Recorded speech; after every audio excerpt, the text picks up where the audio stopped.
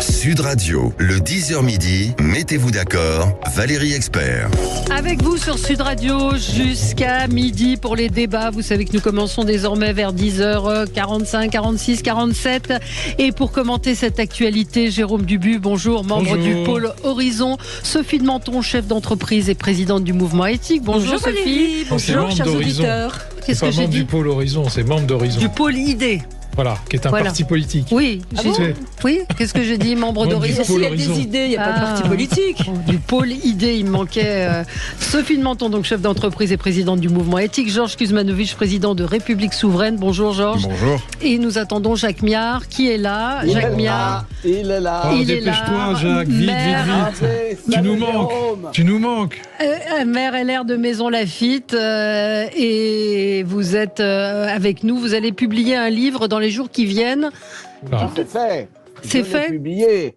Il s'agit d'un livre qui va faire, je dirais, la une et que je vais vous remontrer et qui s'appelle Bye Bye Démocratie, où je fais une analyse de la situation française. Je vous le recommande. Il est pas cher. Je l'ai pas trouvé, moi. Il doit pas être diffusé. Je te le dédicace. Je l'ai cherché, mais je l'ai pas trouvé. Il vient tout juste de... t'as pas cherché comme il faut. Si vous aimez Jacques Miard, en tout cas, vous aimerez son livre et son franc-parler et cet état des lieux de la démocratie. On va évidemment, on pourra en parler. On l'a évoqué hier un petit peu ce sujet. Mais on commence avec vos coups de cœur et vos coups de gueule. Je vous donnerai le sommaire à 11h de l'émission. On commence avec vous, Sophie. Étonnant coup de cœur. Eh bien, oui, figurez-vous que c'est un coup de cœur pour Pouyanné. Patrick Pouyanné, qui est le président de Total. Et d'ailleurs, par la même occasion, la présidente de Total France aussi. J'ai cru que c'était pour M. Poutou, j'ai eu peur. Oui, vous avez eu peur. Ça commence pareil. Écoutez, c'est un homme qui se bat, qui a la terre entière contre lui. Le pétrole, c'est pas bien. Il est trop payé. Il fait pas ce qu'il faut. Il faut lui piquer les dividendes qu'il gagne. Si par hasard il a une activité, une branche qui gagne de l'argent, il faut immédiatement la ponctionner, même si elle perdait de l'argent. Rappelons que Total était la France était le seul pays où Total perdait de l'argent. On a la plus belle marque entre guillemets d'énergie et de pétrole dans le monde. Et il a expliqué, et moi ça m'a beaucoup impressionné, que tout ce qu'on nous raconte, on va baisser d'1 degré, on va le CO2, on va l'éliminer en 2 ans et demi, voire 3 ans. Il a dit qu'on rêvait, qu'il y avait la vie réelle et qu'il y avait des gens qui avaient besoin d'essence et qu'ils investissaient énormément pour des énergies propres, entre guillemets. Et donc la neutralité carbone, il dit que c'est là actuellement tout de suite un peu de la science-fiction.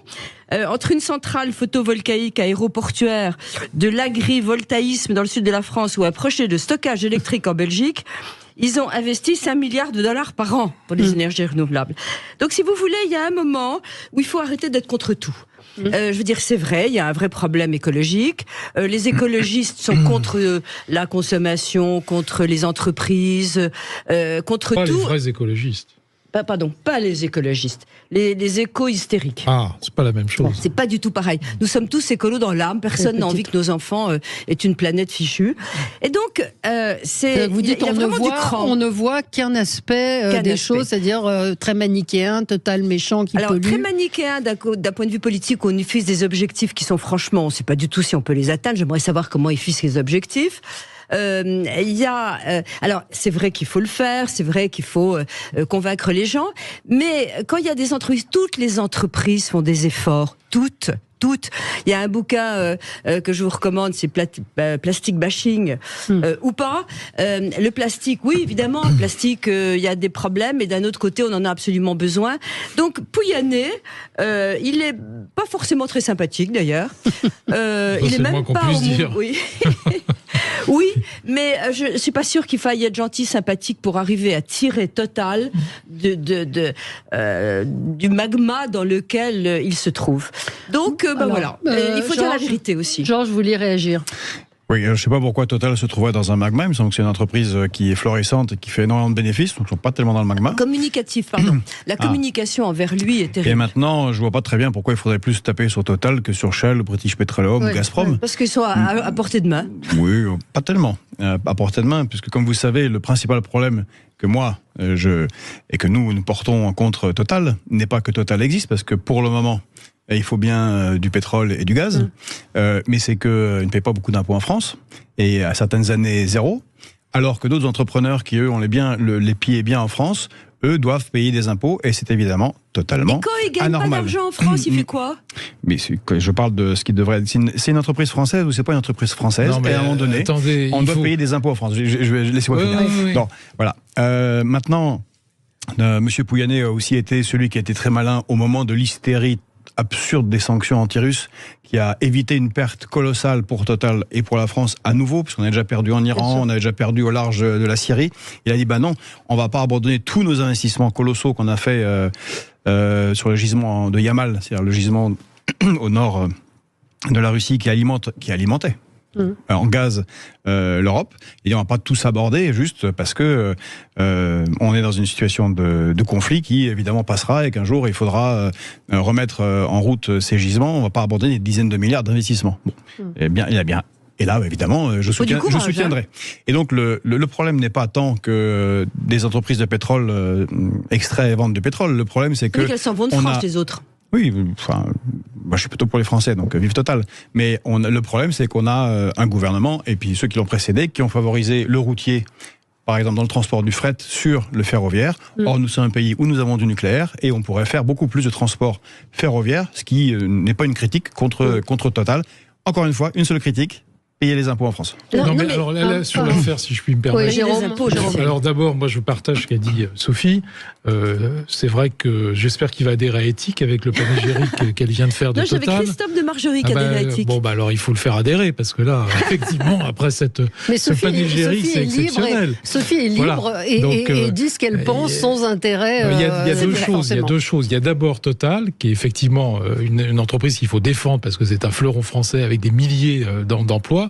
Et des bénéfices qui sont effectivement fluctuants. Quand ça marche, il y a des bénéfices, et quand ça marche pas, il n'y a pas de bénéfices. Bon, ça c'est la loi du marché. Il y a globalement beaucoup de bénéfices quand même. Alors sur la fiscalité, en ce moment, oui, parce que aucune année où il n'y a pas de bénéfices. Sur la fiscalité, non, il y a eu des années difficiles. Il y a eu des années compliquées. Alors allons-y, avançons. Je ne veux pas pleurer sur Total, mais enfin, il faut regarder en détail ce qui s'est passé. Et puis, la deuxième chose, c'est la personnalité de Pouyanné. Bon, qui est un peu brut de décoffrage. Alors, c'est un grand chef d'entreprise. Sûrement dans les années à venir, on lui rendra hommage, je pense. Bon, parce qu'il aura maintenu Total au niveau international. Et c'est pas facile en ce moment. Simplement, il est un peu, et même en interne, il est un peu rugueux. Voilà. On a le même terme. Il est assez rugueux. Avec ses collaborateurs, c'est pas simple. Bon, quant à la fiscalité, moi, je veux bien qu'on la change. Simplement, Total fait ses bénéfices essentiellement à l'étranger. Des raffineries. Des raffineries qui sont à l'étranger, qui ne sont plus en France. Il faut savoir pourquoi Total raffine à l'extérieur et pas en France. Moi, j'aimerais savoir pourquoi l'essence est à 1,69 en Espagne et à 2 euros en France. Parce que ça, c'est la taxation. Bah oui. Mais Total n'y est pour rien. Total n'y est strictement pour rien. C'était renoncer à ces taxes, on paierait moins cher l'essence. C'était une remarque totalement poujadiste et populiste que j'assume. J'en finis sur l'affaire du raffinage. Si Total ne raffine plus en France, c'est précisément parce qu'il est trop taxé. Voilà. Jacques Miard, un mot? Oui, je crois qu'il faut garder raison en tout. Et je suis assez d'accord avec Sophie, c'est-à-dire que Total est une très belle entreprise. Ensuite, il y a effectivement une question de fiscalité en France, et je crois que même Jérôme le dit, c'est qu'il y a un problème de taxation de la part de l'État, mais ce qui est certain, c'est que ils ont souvent délocalisé dans le passé justement les raffineries pour des raisons de coût. Je crois que là, il faut revenir à plus de raisons. Mais ce qui est certain, c'est qu'il faut cesser cette espèce de, comment dirais-je, de masochisme anti-entreprise française. Total gère au mieux, c'est un grand, et on aura besoin de cette entreprise pour remonter la pente. Il y a un moment d'ailleurs, le procès qui est fait par les écolos Khmer au CO2 est parfaitement Les Khmer sont très vexés quand on dit ça. Je m'en fous, c'est la réalité. Bien sûr. Ces gens-là sont dangereux. Ces gens-là sont des fascistes de la nouvelle génération parce que c'est un problème de foi et vous pouvez leur opposer tous les arguments possibles et imaginables. Ils campent sur leur dogme et leur foi surannée. On parlait ouais. Puisqu'on parle de Total, on peut aussi saluer la mémoire de Christophe de Margerie. Oui, c'est ce que je disais. C'était un grand bonhomme. Et qui était charmant. Ouais. Je voudrais saluer également Isabelle Patrier, qui est présidente de Total France, qui a commencé en bas de l'échelle chez Total. Elle est, non mais c'est une femme extraordinaire. On va saluer toute la hiérarchie de Total, si ça continue. Elle est bien vivante. Et moi, je voulais saluer la mémoire de Francis Maire, ancien ministre de l'économie sous Jacques Chirac. J'ai découvert son décès dans la presse ce matin. Je trouve qu'on n'en parle pas beaucoup. Peut-être que vous le connaissez, Jacques Miard, vous l'avez connu? Oui, je l'ai connu. Ouais. Et je peux même dire que j'ai eu avec lui une conversation qui l'a fait tomber de sa chaise, parce qu'il y a un moment où on s'interrogeait sur la possibilité, je dirais, de donner un peu de souffle à des entreprises, et que je lui ai dit qu'en haut de bilan, c'est-à-dire que l'Union européenne acceptait parfaitement que l'État français puisse prendre des participations dans des entreprises et que c'était pas contraire au traité. Et il m'a regardé avec des grands yeux et je sais qu'il en a tenu compte. Donc c'était un grand bonhomme, un serviteur de l'État. Aussi, hein. Absolument. Non, mais un grand, c'était un homme politique comme on en fait peut-être plus beaucoup aujourd'hui. Mais on va marquer une petite pause, puisque vous voulez tous réagir. À tout de suite. Sud Radio. Sud Radio. Parlons vrai. Parlons vrai. Sud Radio. Parlons vrai. Sud Radio, le 10h midi, mettez-vous d'accord, Valérie Expert. Et bienvenue à vous si vous nous rejoignez. Les débats commencent désormais à 11h moins le quart et nous sommes ensemble pour commenter cette actualité aujourd'hui avec Jacques Miard, maire LR de Maisons-Laffitte. Je rappelle votre petit livre, grand livre qui vient de sortir, dernier livre, Bye Bye Démocratie. Jérôme Dubu, membre du pôle Idées d'Horizon. Sophie de Menton, chef d'entreprise et présidente du mouvement éthique, et Georges Kuzmanovic, président de République souveraine. 71% des Français pensent que Jean-Luc Mélenchon est un danger pour la République. C'est un nouveau sondage qui confirme un précédent sondage IFOP qui disait à peu près la même chose. Cette question autour des images des massacres du Hamas, faut-il les montrer, faut-il les voir? Et puis un imam condamné pour apologie du terrorisme, il est condamné à de la prison avec sursis. On a un petit peu de mal à comprendre cette condamnation. On continue notre tour de table. Peut-être vous vouliez juste dire un mot sur Francis Maire.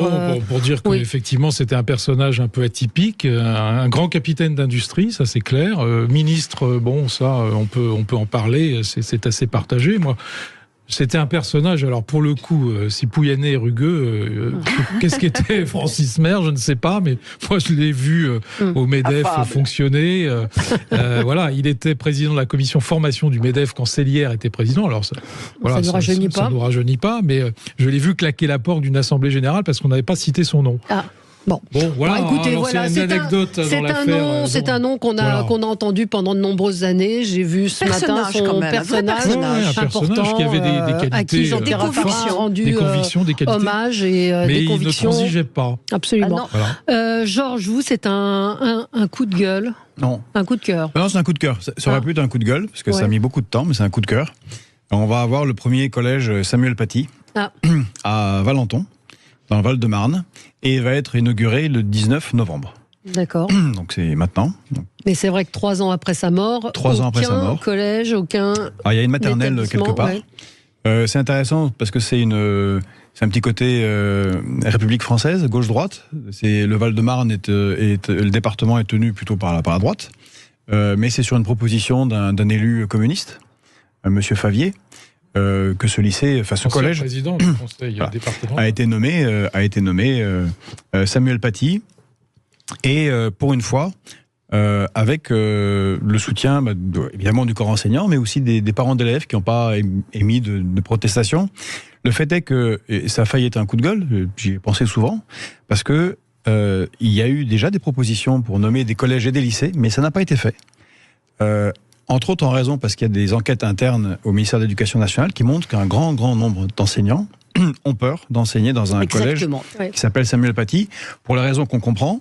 Mais comme la République, justement, on se disait qu'est-ce que la République ? Eh bien, la République, la France est une république indivisible, sociale, démocratique et laïque. Mais attendez, et laïque. Et donc la laïcité, je pense, est une valeur de la République, une valeur de la France qu'on partage et à gauche et à droite et qui doit être défendue très fermement, compte tenu de ce qui se passe dans le monde, compte tenu de ce qui se passe à l'Union européenne et le laisser-faire général des groupes fréristes qui surfent sur des habitudes de nos camarades européens qui ne sont pas les mêmes que les nôtres, qui sont souvent communautaristes. On voit bien où ça mène. Il faut combattre et défendre la laïcité, et félicitations au Val-de-Marne, à Valenton, et à tous ceux qui vont travailler dans ce lycée Samuel Paty. Je voudrais savoir si Jacques Miard, vous y avez été confronté dans votre commune. Est-ce que ça a été évoqué à un moment ou à un autre? Conflans-Sainte-Honorine est à côté de Maisons-Laffitte. Bah oui. Ah oui. Je me suis rendu, bien évidemment, dans cette ville au moment où tous les élus ont manifesté. Et effectivement, ça a été plus qu'un choc. Ça a été un drame très très fort.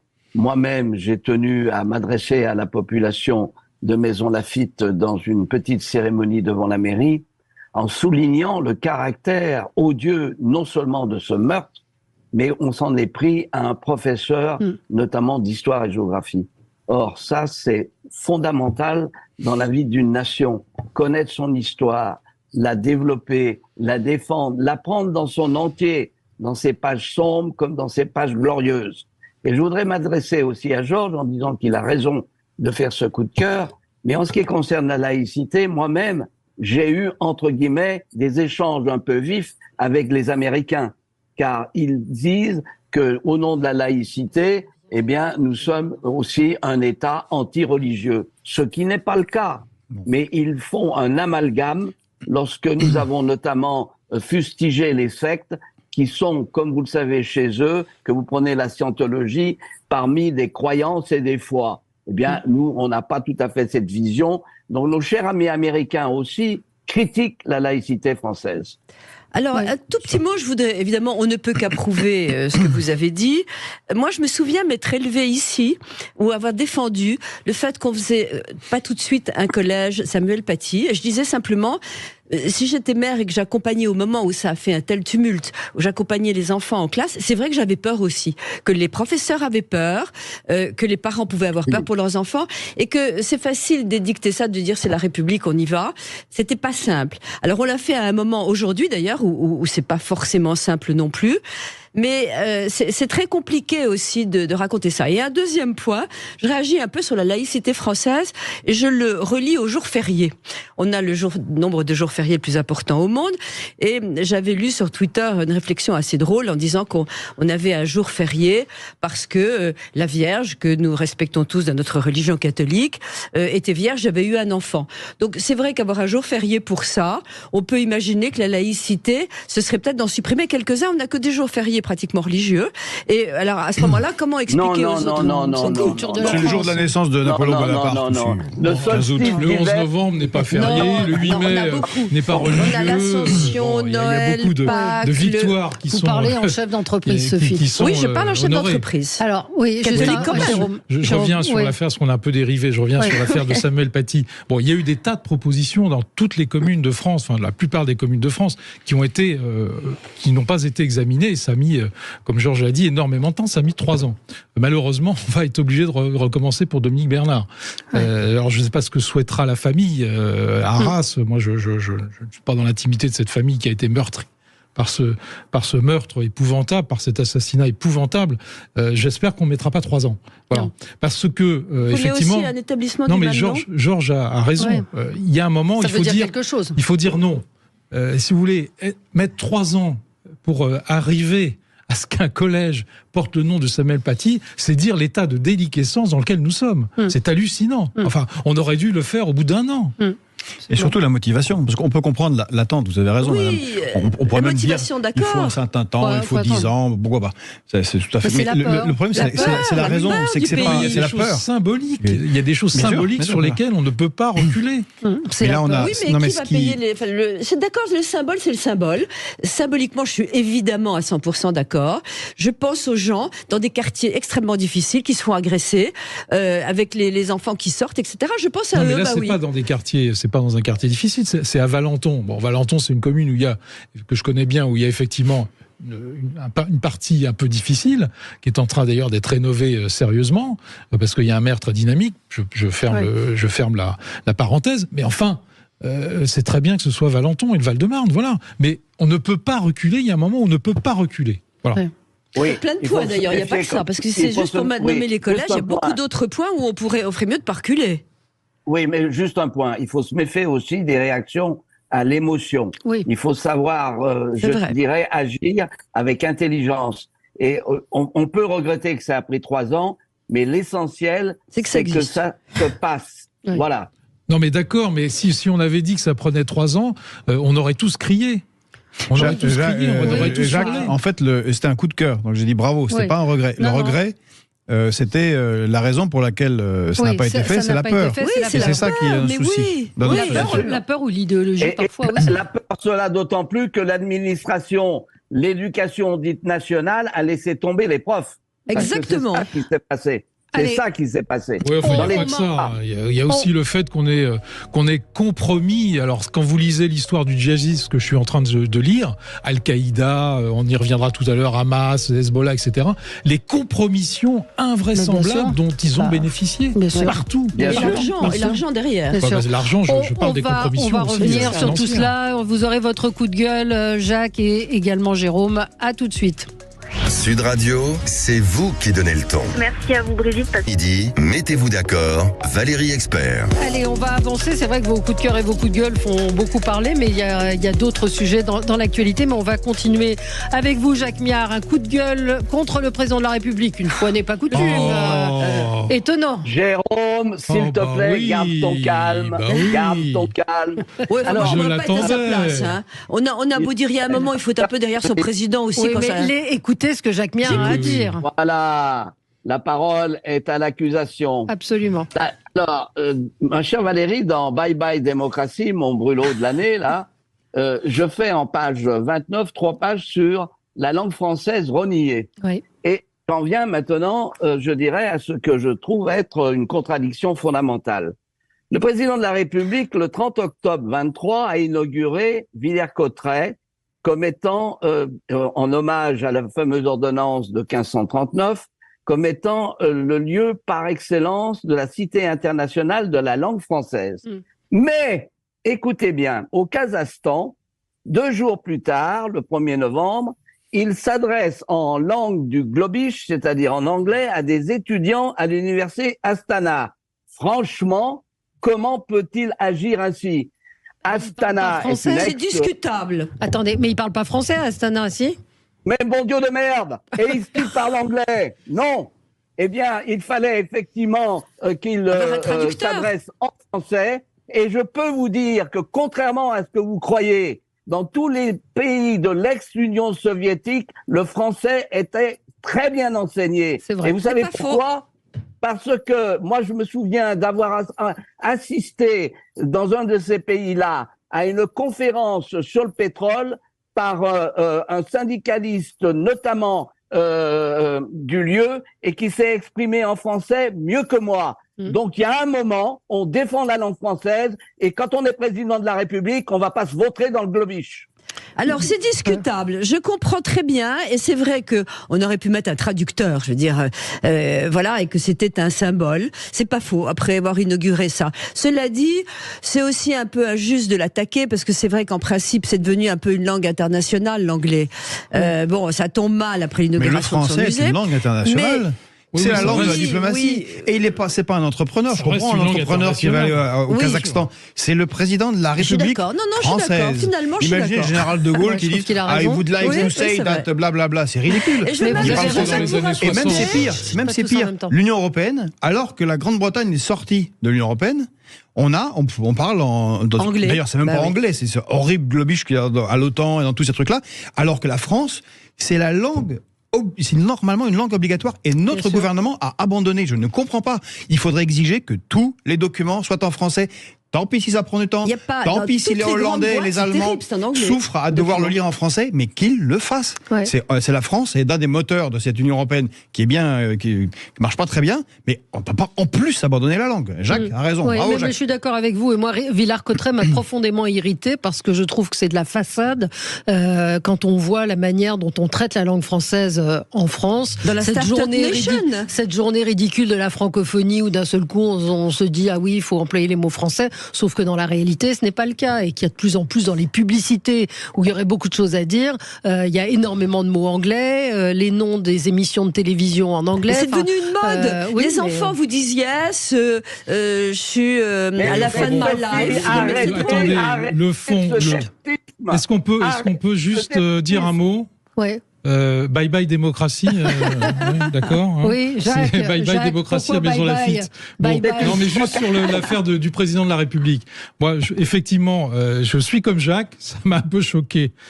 Simplement, moi, je m'intéresse aussi au fond, c'est-à-dire aux contrats qui ont été signés avec ce pays, qui étaient dans les mains de la Russie, chère à Jacques, parce qu'il aime beaucoup la Russie et ses dirigeants, Jacques. Bon, mais voilà, on est revenu un peu en cours dans ces républiques. On a signé beaucoup de contrats. Et il y avait beaucoup de chefs d'entreprise d'ailleurs qui accompagnaient le président de la République. Et c'est au fond ça qui compte. C'est ça qui compte. C'est l'économie française qui est défendue.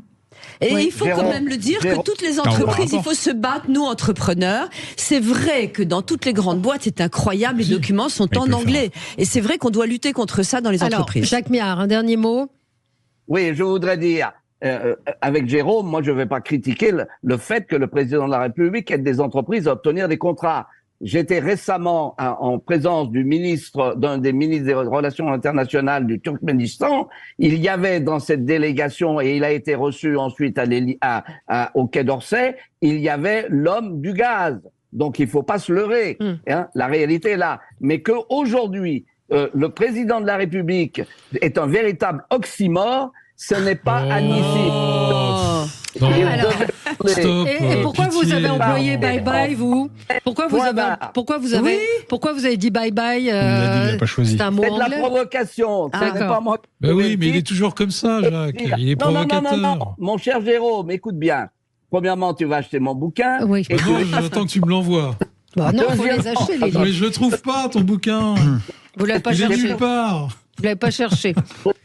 Parce que c'est quelque chose, c'est une provocation, et c'est dit par la préface, notamment par Haddad qui le souligne. C'est effectivement pour tirer l'œil, et c'est quelque chose qui se renverse ensuite. D'accord, très bien. C'est un lanceur d'alerte. C'était une page de publicité. Voilà. Jérôme, votre coup de gueule contre l'ONU. Voilà. Pourquoi? Parce que le depuis... machin. Le machin, c'est même plus un machin. On se demande ce que c'est. C'est une espèce de gloubi-goulba, dont on pourrait parler pendant des heures, si c'était intéressant. Mais la dernière de l'ONU, elle est quand même formidable.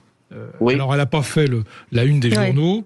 Ils ont donné à l'Iran le fait de pouvoir présider le forum social du Conseil des droits de l'homme de l'ONU, qui s'est tenu hier et qui se tient encore aujourd'hui, sans que personne ne réagisse. Mais c'était tactique. Alors attends, parce que c'est pas très important en soi, cette histoire de forum social. C'est pas fondamental, ça va pas révolutionner la Terre. Bon, mais c'est le symbole. Enfin, il y a quand même une femme qui a été, une jeune femme qui a été encore assassinée dans le métro de Téhéran la semaine dernière, comme l'avait été il y a un an une autre femme dont on avait parlé un peu plus d'ailleurs, qui avait été assassinée. Pourquoi? Parce qu'elle ne portait pas le voile. Parce qu'elle ne portait pas le voile dans les transports en commun à Téhéran. Et on confie la présidence du Forum social du Conseil des droits de l'homme de l'ONU à l'Iran. Enfin, alors, je partage évidemment l'indignation. Laissez terminer. C'est quand même hallucinant. Et l'ONU n'en est pas à son coup d'essai depuis le 7 octobre. Elle nous dit hier que les Israéliens commettent un génocide à Gaza. Qu'est-ce que c'est qu'un génocide? Enfin, l'ONU devrait quand même faire attention. Ce sont des experts qui ont considéré qu'il y avait un danger de génocide sur ce qui se passait à Gaza. C'est pas ça un génocide. Enfin, je renvoie quand même à la définition du génocide. Ils ont pris une délibération hallucinante que la France d'ailleurs a voté, que la France je reviendrai, que la France a voté d'ailleurs de manière étonnante en disant que effectivement il fallait un cessez-le-feu à Gaza, ça on peut en discuter, mais surtout sans condamner les actes terroristes qui ont été commis par le Hamas. Il y a eu un amendement du Canada qui a été proposé et l'amendement qui proposait effectivement de reconnaître que c'était des actes terroristes, l'amendement a été refusé. L'amendement a été refusé. Donc moi, je me demande à quoi sert l'ONU. Est-ce que c'est la conférence des non-alignés de Bandung où les pays occidentaux n'ont plus rien à faire? On peut se poser la question. Un petit mot. Évidemment que l'Iran, c'est épouvantable en tant que femme. Je trouve ça en plus d'une violence incroyable. Mais, parce que j'ai lu un article là-dessus, il semblerait que c'est justement pour ça qu'ils aient donné cette commission à présider, parce qu'on se disait qu'on allait les interpeller et mais que face à... Mais non, mais encore c'est une capitulation monumentale. Alors, non, mais je ne défends pas ça, j'explique. On a expliqué que c'était tactique et que c'était pour que l'Iran évolue. C'est pas tactique du tout, c'est parce que effectivement à l'ONU, on est en train de connaître ce qu'on a connu dans les années 50, c'est-à-dire un front anti-occidental, anti-américain, anti-européen, fort, et qui est en train de se développer, et l'Iran est à la tête d'un certain nombre de choses, et elle arrive à faire passer tout ça. Bon, comme vous savez, l'ONU, largement, dans un grand nombre de ses instances, est très largement contrôlée par les États-Unis, ce qui en fait aussi une de ses faiblesses. Et puis, avant que ce soit l'Iran, quand l'Arabie Saoudite était toujours dans le giron américain, ils avaient nommé l'Arabie Saoudite à la tête de la délégation de l'ONU pour les droits de l'homme. Bon, oui, mais c'est pareil. C'était aussi scandaleux. C'était assez amusant. Au moment du découpage de Khashoggi en petits bouts dans l'ambassade. Bon, bref.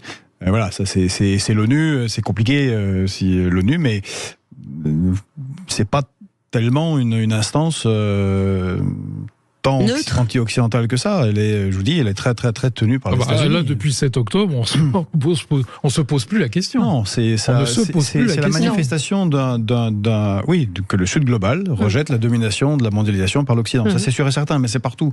Ça peut être à l'ONU, ça peut être dans les journaux. Oui, enfin, l'ONU doit rester, je suis désolé, un peu objectif. Enfin, là, on voit que l'ONU est quand même Guterres qui va saluer les mollahs matin, midi et soir. Enfin, non, ça suffit. Qu'est-ce qu'on met dans le Sud global? C'est important de le dire, c'est une expression qui est apparue il n'y a pas longtemps. Il y a le Sud global contre l'Occident. Et donc, qu'est-ce qu'on met dans le Sud global? C'est tous ceux qui rejettent la domination de la mondialisation par les États-Unis, en particulier par le dollar. C'est assez simple. Ce sont des gens le Sud particulièrement. Ça s'appelle le Sud, mais la Russie n'est pas vraiment au Sud. Voilà. Non, mais c'est un peu curieux comme expression. C'est l'ensemble des pays qui ne le veut pas. Je suis d'accord, mais je trouve que Sud global est un mauvais mot. Géopolitiques, oui, mais ça s'appelle comme ça. Et quand leurs actions géopolitiques ne sont pas en accord avec les États-Unis, que leurs avoirs ne soient pas gelés dans les banques centrales. Non, mais il n'y a pas que ça. Allez, on marque une pause, on se retrouve dans un instant.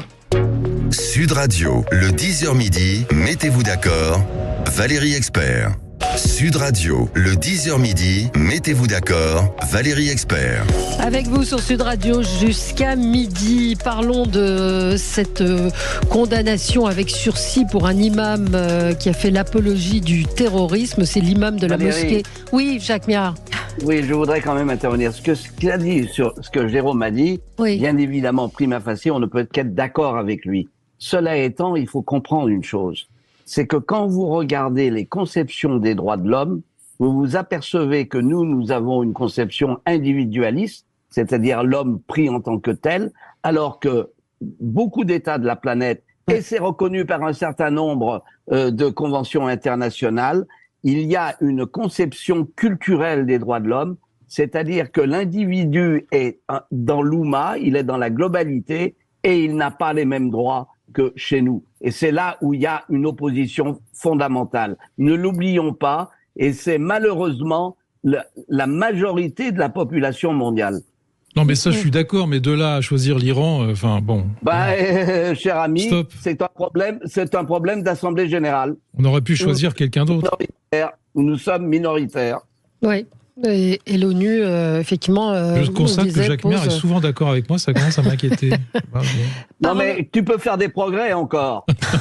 Non, j'ai l'impression que c'est toi qui viens chez moi, mais bon. Parlons de cet imam, donc l'imam de la mosquée de Beaucaire, qui a été condamné à 8 mois de prison avec sursis jeudi à Nîmes pour apologie du terrorisme et provocation à la haine ou à la violence. Il avait publié le 12 octobre des propos issus d'un hadith, donc une parole attribuée à Mahomet, qui appelait à combattre et à tuer des juifs. L'imam a été interdit d'exercer pendant 1 an, condamné à une peine d'inéligibilité. Le procureur avait requis de la prison ferme, et on peut se demander, effectivement, s'interroger sur la différence entre la fermeté de Gérald Darmanin de celle d'Éric Dupond-Moretti. Pourquoi on ne le renvoie pas immédiatement? Non, mais il est français, mais il est français. Franco-marocain, on va pas le renvoyer. Alors, il a dit, j'avais mal compris ce hadith. Alors, pour un spécialiste, un imam qui est quand même un spécialiste de la parole de Mahomet, c'est pour le moins étonnant. Est-ce que vous êtes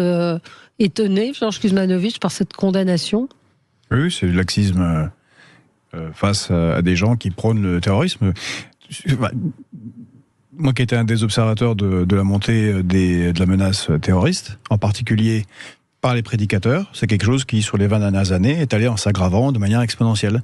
Et donc, on n'en prend pas suffisamment la mesure. On est à chaque fois surpris. Bon, alors, je pense que l'époque des bougies et des vous n'aurez pas ma haine doit s'arrêter.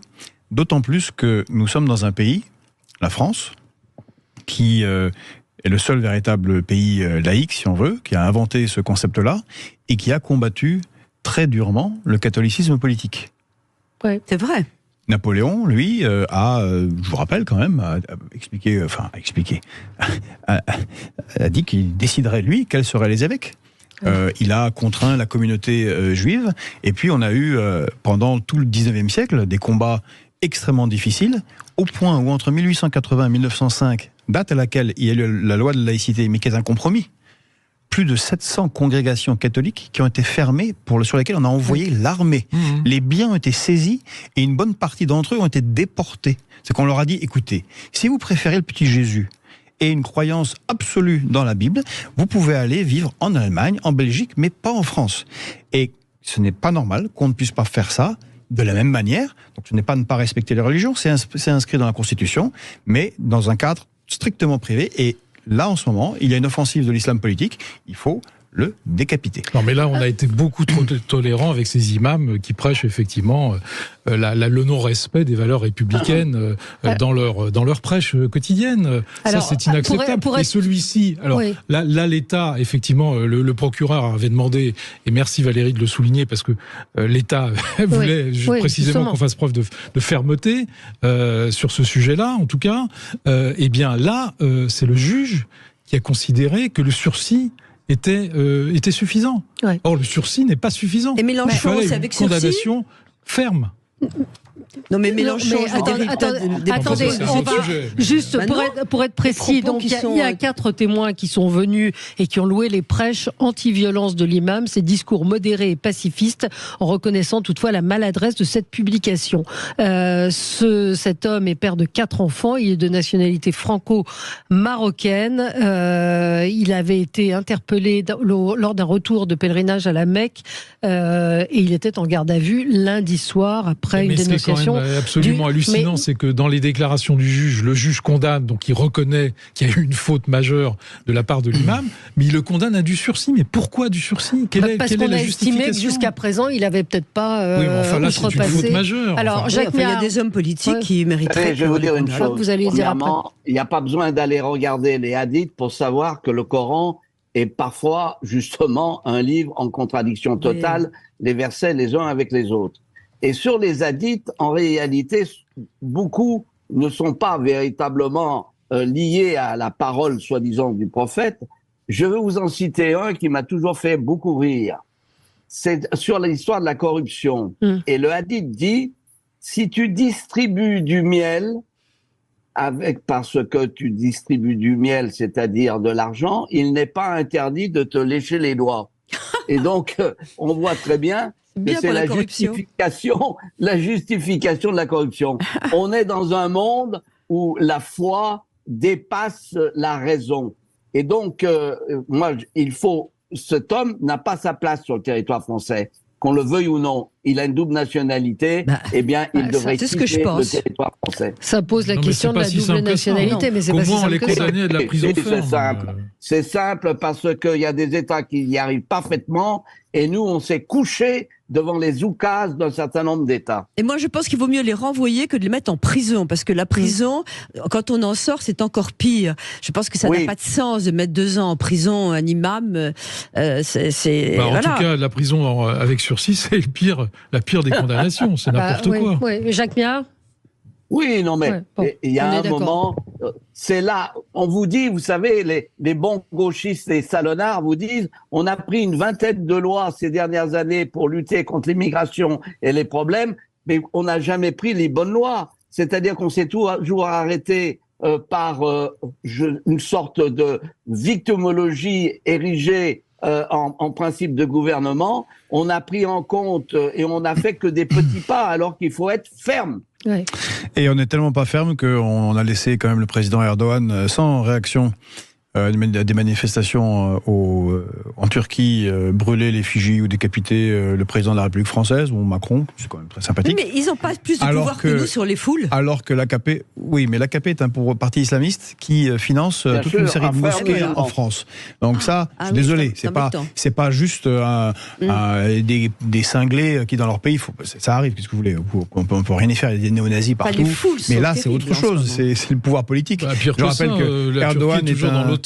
Et Erdogan est un leader des frères musulmans. Enfin, on n'est pas dans n'importe quoi. Et ces gens-là financent toute une série de mosquées et de prédicateurs, en particulier dans l'Est de la France. Avec des bases américaines très fortes.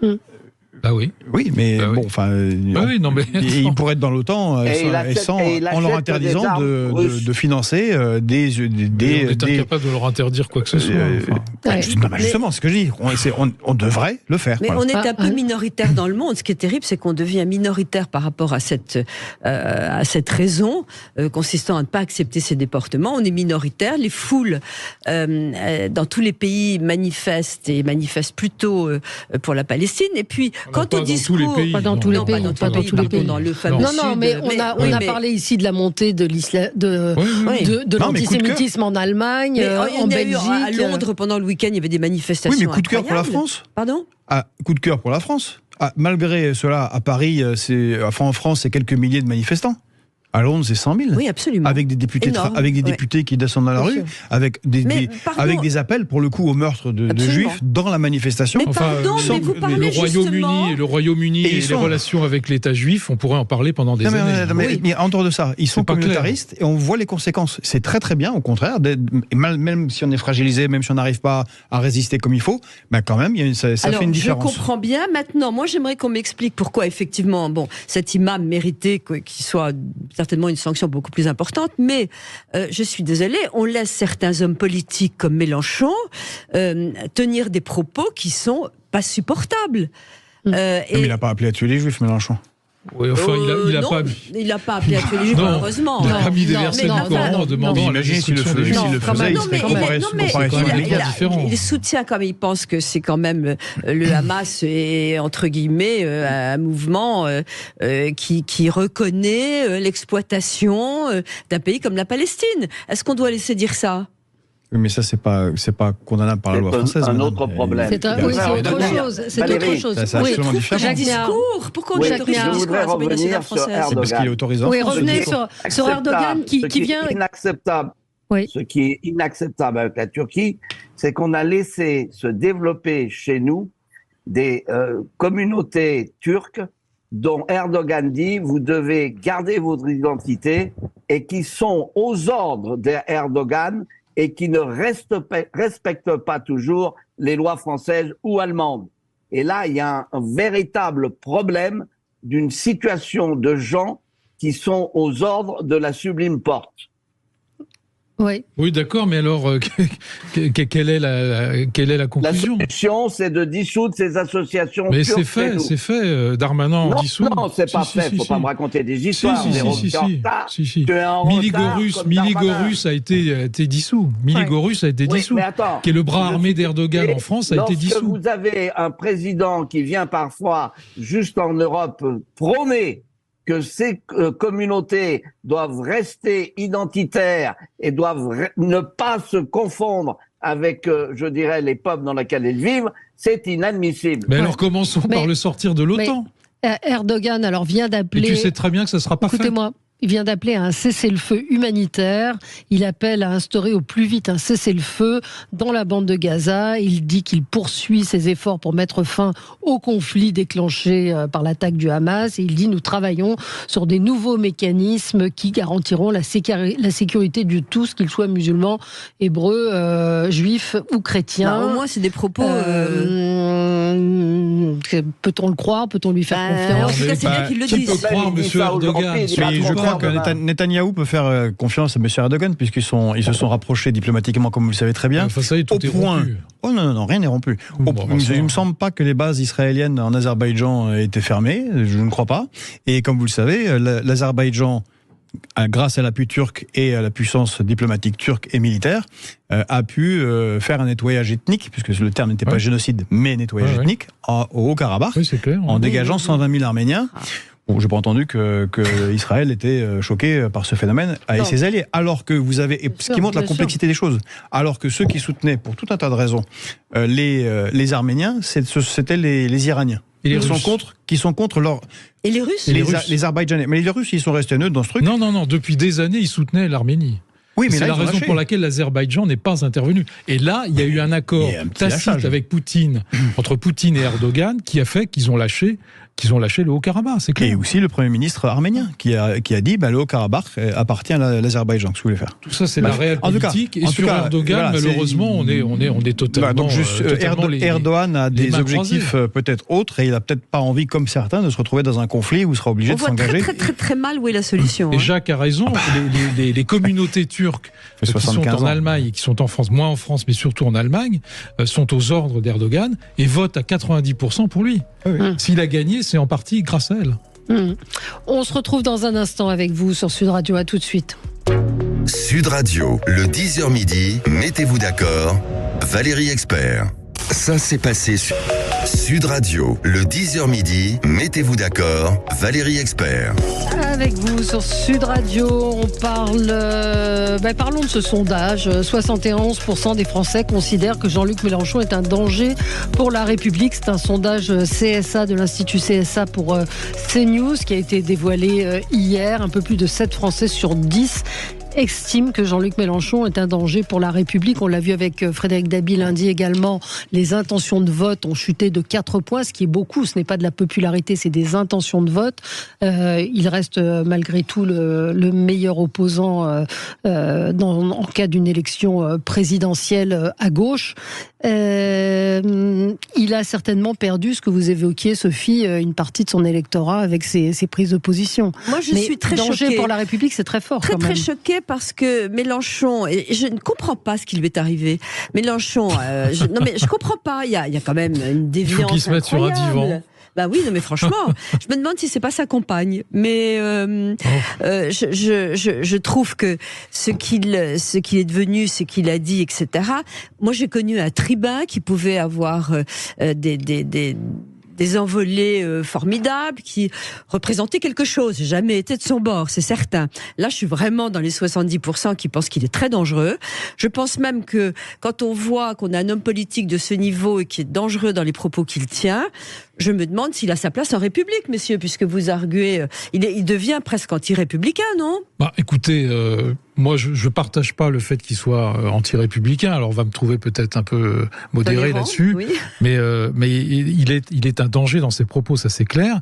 Et là, il a une secte autour de lui qui le pousse systématiquement tous les jours dans ce fossé. C'est républicain d'avoir une secte. Je regarde c'est tous les partis. Le Front National était une secte aussi autour de Jean-Marie Le Pen. On a dit qu'il était un danger contre la République. Il était arrivé au deuxième tour. Tout le monde s'en souvient en 2002. Donc attention au sondage. Je trouve que 15% pour Jean-Luc Mélenchon, c'est beaucoup. C'est encore beaucoup parce que quand on regarde les sondages des années précédentes, des présidentielles, il était toujours à 10-12 et il a failli être au deuxième tour la dernière fois. À 400 000 voix près, il décrochait Marine Le Pen et il était au deuxième tour contre Macron. Donc moi, je suis très modéré là-dessus. Je pense que 15% c'est encore beaucoup. Je pense que 71% des Français qui le trouvent comme danger contre la République, c'est pas assez. C'est pas assez. C'est-à-dire qu'il y en a encore 29% et 29% de gens très militants et très décidés et donc qui vont venir voter. C'est ça le danger, c'est qu'il a un électorat qui vient voter, qui se déplace. On a vu la dernière fois ces résultats dans les cités, en Seine-Saint-Denis, etc., où il a mobilisé un électorat qui est un électorat extrêmement fort et qui ne se mobilisait pas jusqu'à maintenant. Donc attention, certains condamnent l'avenir électoral de Jean-Luc Mélenchon. Moi, je suis beaucoup plus prudent que ça. Malheureusement. Alors, Jacques Miard. Il faut prendre en compte qu'il est dans une démarche électorale. Et que cette démarche électorale, c'est d'essayer de faire venir à lui un certain nombre de personnes qui s'interrogent notamment sur des questions du Proche-Orient et sur des questions, je dirais, de séparatisme ou non. Donc, il joue cette carte électorale. Il faut se méfier parce que aujourd'hui, ses intentions de vote ne sont pas pour autant ce qui se passera demain matin. Donc, attention, il est toujours un candidat potentiellement que nous, à droite, nous ne pouvons pas accepter. D'autant plus que dans 3 ans, quelle sera la situation internationale? Parce que l'élection présidentielle est quand même dans 3 ans, mais tout peut arriver pendant ces 3 ans. Non, mais là, ce sont des sondages, comme le rappelle à chaque fois Frédéric Dabier, l'instrument, l'Institut CSA, c'est l'impact du conflit israélo-palestinien et des prises de position de Jean-Luc Mélenchon sur l'opinion publique. Georges Kuzmanovic, vous l'avez bien connu, vous avez été vous-même à LFI pendant un certain temps. Ah bon? Mais nul n'est parfait. À l'époque, c'était très très bien. C'est la campagne de 2017. Donc, le programme a beaucoup changé, en particulier sur la laïcité et certains principes républicains. Sur le rapport à l'Union européenne aussi. C'est pour ça d'ailleurs que je suis parti. Maintenant, pour quelqu'un qui disait la République c'est moi, le pari est un peu raté, on va dire. S'il y a 71% qui pensent qu'il devrait être, il n'est pas républicain. Bon, je pense que néanmoins c'est exagéré. Il a une prise de position qui est incompréhensible sur la question du Hamas, mais elle n'est pas condamnable en droit en France. Non. Il n'y a rien qui l'exclut de la République. C'est des propos qu'on peut juger extrémistes. Évidemment, Jacques a raison, électoraliste. Un pari, d'ailleurs, pour moi un peu douteux, parce que ça consiste à essentialiser les musulmans de France, qui en fait... Il y a des patrons qui sont pas du tout d'accord avec des gens qui sont au NPA. Il y a des policiers d'origine maghrébine. Il y a des médecins. Enfin bref, c'est une population comme le reste de la France qui est divisée entre gauche, droite, entre des aspirations plus sociales ou plus libérales. Donc bon, je pensais que les gens ont voté en masse parce que vous défendez telle ou telle position. Maintenant, on sait que c'est quand même un lien non seulement dans une partie de la communauté musulmane, mais aussi à gauche, la question de la Palestine. Alors que, moi, ce qui m'étonne, c'est que c'est d'oublier ce qu'est le Hamas. Et que, je le disais récemment, quand il y a 20 ans, on manifestait pour le droit légitime des Palestiniens à avoir un État, on n'avait pas des prédicateurs. Et le Hamas a quand même, en particulier dans le conflit avec l'OLP, en 2006-2007, massacré, assassiné toute une série de militants de gauche palestiniens. Donc ce sont, moi je rappelle, et je suis très étonné, sachant ce que pensait Mélenchon, d'oublier que le Hamas n'est pas un organe de résistance comme l'OLP ou le Fatah, mais que ce sont des gens qui se servent de la légitime cause palestinienne pour avancer leurs objectifs religieux, parce que ce sont des frères musulmans, et leur objectif, c'est de mettre en place un califat. Mais sur Mélenchon, la dérive, elle est quand même pas, elle ne date pas du 7 octobre, si vous voulez. La dérive, elle est continue depuis des années. C'est d'ailleurs ce qui a fait un certain succès à gauche. Il faut bien dire, à l'extrême gauche, dans ses résultats électoraux, je le rappelais tout à l'heure, il était au deuxième tour à 400 000 voix près, en 2022, donc c'est-à-dire rien. Mais regardez là, les sondages, tous ensemble, c'est 26-27. La gauche n'a jamais été aussi faible dans l'histoire de France. Il est à 15-16 à gauche. Oui, mais au total 26-27. Complètement largué. Oui, mais au total 26-27. C'est ce qui s'est passé la dernière fois. Il a fait 22, et Anne Hidalgo 1,75, et Monsieur Jadot moins de 5. Donc si vous voulez, il est encore dominant à gauche. Moi, je ne sais pas combien de temps ça va durer, mais j'ai l'impression que ça va durer. Voilà. J'ai l'impression que ça va durer. Malgré toutes ces saillies. Il n'est pas encore au Père-Lachaise. Non, loin de là. Électoralement, il est loin du Père-Lachaise, comme tu dis. Et à mon avis, il sort, si on faisait un vote aujourd'hui, si on votait aujourd'hui pour la présidentielle, il sortirait largement devant à gauche. Oui, il sort largement. Oui, mais il sort largement. Que Jean-Luc Mélenchon à la France Insoumise ne défend pas que des trucs bizarres sur le Hamas. Oui, non, mais c'est ça. Ils ont aussi un volet social. D'ailleurs, la présidentielle c'est pas comme si le Parti socialiste n'était pas nul sur l'aspect social. Ne jouera pas sur le fait de savoir si on a condamné le Hamas ou pas. Pas du tout. Ça va se jouer sur le pouvoir d'achat et bon, la conjoncture économique, etc. Voilà, c'est fini pour aujourd'hui. Merci à tous les quatre. On rappelle le brûlot de l'année. Bye bye démocratie. Bye bye Jacques. Jacques Miard, qui est dans toutes les bonnes librairies. Et, non, pas les bonnes librairies. Moi, si. Alors, toutes les mauvaises librairies, elles sont demandez-le à votre libraire. Et Amazon, peut-être ? Merci. Non, surtout pas Amazon. On va chez les libraires. Je suis d'accord avec vous. On va chez les libraires. Je suis d'accord avec vous, Valérie, entièrement d'accord. Tape sur les doigts. Mais quand par hasard, on n'arrive vraiment pas... Oui, mais non. On va chez son libraire. En ce moment, il souffre. La librairie souffre énormément. Donc, allez chez votre libraire. Jacques ? C'est chez Robert Laffont. C'est ça ? Au Laker. À très vite. Bonne journée sur Sud Radio. Sud Radio. Parlons vrai. Sud Radio. Parlons vrai.